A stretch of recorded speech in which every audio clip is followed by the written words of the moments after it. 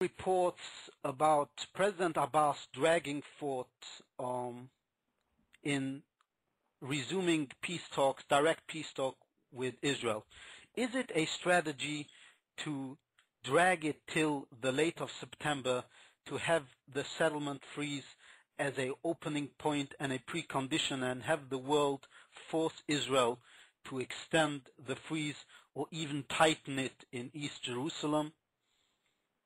Well, I think that the Palestinians would like us to renew the freeze of housing in the settlements, and they're thriving to get it as long as they can. And since there is midterm elections in the United States, they want to postpone the negotiations or the direct negotiations as much as they can. Now, the problem with the resumption of building in the West Bank is something that probably Israel will have to face internally, and I don't think that the Prime Minister of Israel will back off from building again in the settlements. Nevertheless, in Jerusalem. Jerusalem is something that is well agreed upon from all the parties in Israel, left and right and center. So I don't feel that even pressure by the United States will really change the way Israel views Jerusalem. Let's say the Palestinians refuse peace talks, and September 26 arrives, and Prime Minister Netanyahu renews building in all the settlements. What is the alternative? Is it just extending the status quo? Well, the truth is that Palestinians have been negotiating with Israel for a long time, although settlements were built all along. If you take the former government, the Olmert government, that is perceived as a peace coalition, and Ehud Olmert as a very leftist guy, the facts are totally different. Ehud Olmert's government built more houses in the settlements than any former government in Israel since the settlements started. Same applies to Jerusalem. And if we would like to remember, during the time that Ehud Olmert was Prime Minister, we had two wars, one in Lebanon, one in Gaza Strip, and a lot of new buildings built in the settlements and in Jerusalem, and he was portrayed as a peace-loving person. Netanyahu didn't build so much in the West Bank. He didn't. He'd had no wars in the year that he's now Prime Minister, and he's perceived in the world as a Prime Minister that is against peace and against peace negotiations and all along.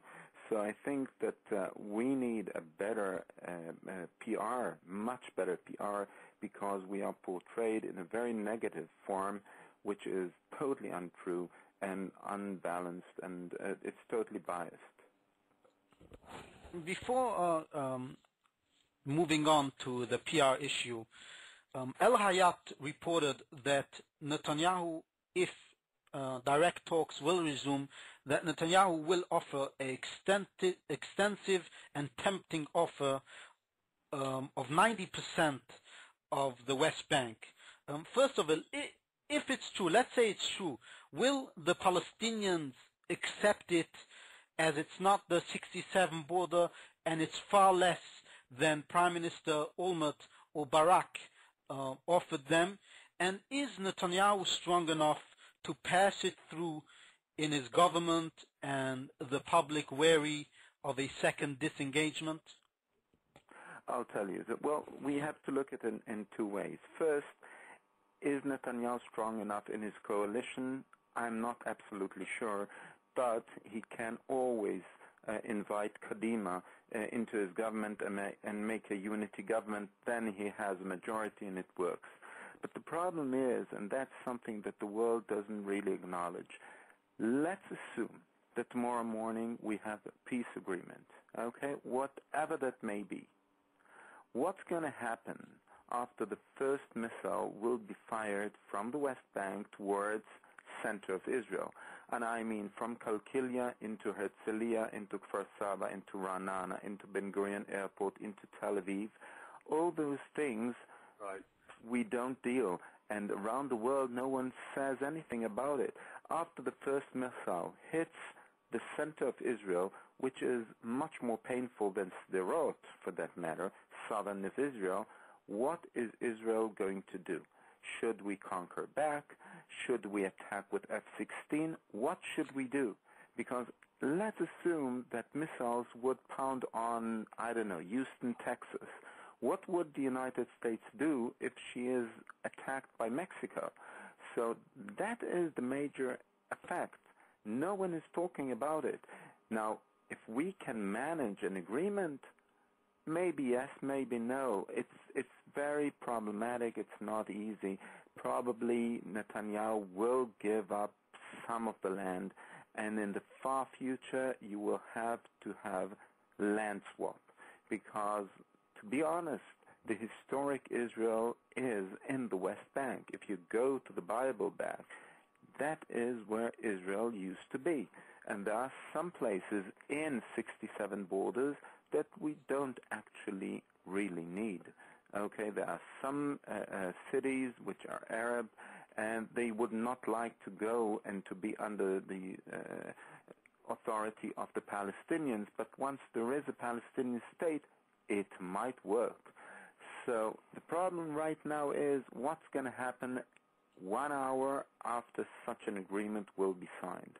And that's why I'm not that optimistic about the negotiations that probably will be resumed. According to the Israeli media, the direct negotiations will be resumed at the beginning of September. I don't know. But to be honest, even if they will be resumed, it will be very difficult to finalize an agreement with the Palestinians. Not alone, we have the problem of Jerusalem, which is the biggest problem that we have on our hands. You mentioned before, and you made a strong point, that in contrast to Prime Minister Olmert, that led Israel into 2 wars and really spoke peace with the Palestinians, but built more than Prime Minister Netanyahu built in his first year of the second term. And looking back, we see that Prime Minister Netanyahu gave back Hebron. He signed a peace agreement, a 13% agreement in Y Plantation with Bill Clinton and Yasser Arafat. So why is Prime Minister Netanyahu viewed in the world as doing everything in destroying peace, in isolating Israel? And you're here in New York, you're following the reports about President Obama coming under fire for his backing and then backing out of Ground Zero Mosque, that everybody has their right to build wherever they want. But here we see President Obama and the U.S. administration all these years opposing Israel's right to build in its own capital in Jerusalem. Is that the issue here and not the PR issue from Israel's part? I think that Obama wants to be nice to the Muslim world, which is okay, but it comes and it hurts Israel. That's the first thing. The second thing is that Netanyahu is portrayed in a negative way because of his coalition. And it is Avigdor Lieberman, and he is a settler, he is right-wing, and he's portrayed, it's more of an image than anything else.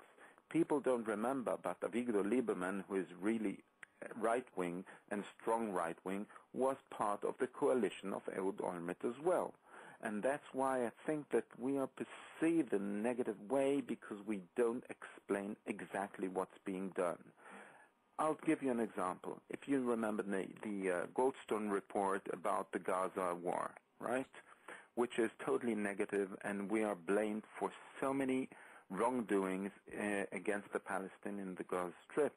That is true, but no one remembers that we are doing more humane things for the Palestinians than any other group in the Middle East.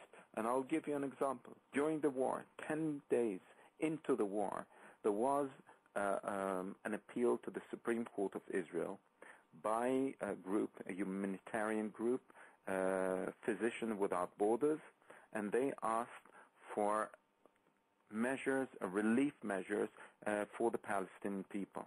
And the Supreme Court was willing to have a verdict that orders the army to give the Palestinians in the Gaza Strip full water supply, full electricity supply, and to fix any malfunctions that would have occurred, to give them Medicare, to give them food, and to give them burial service.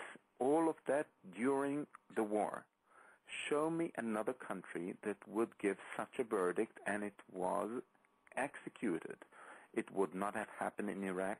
It would not have happened in Afghanistan, but it happened in the Gaza Strip by the Supreme Court, by the government, by the army, and it's something that we don't publish. I'll give another example. You remember that you saw so many Palestinians lit candles because they don't have electricity supply. It's a total lie, and we don't explain it. There is a need of about 60 megawatts of electricity in the Gaza Strip for emergency. Now, the power plant in Gaza supports 60 megawatts, so they don't use it because they are using the fuel that we're giving them for cars. But leave that aside. Egypt gives them 17 megawatts, and Israel, the power plant from Ashkelon, gives the Gaza Strip on a daily basis in the past 10 years 129 megawatts of electricity. It's unprecedented. And then the power plant in Ashkelon was hit by 300 rockets. Although it was hit by 300 rockets, we are supplying electricity on a daily basis to the Gaza Strip. The world doesn't know it. So the fact that Palestinians are lighting candles is a total lie. And we don't explain it to the world. The world sees it on CNN, and they believe what they see. It's unbelievable.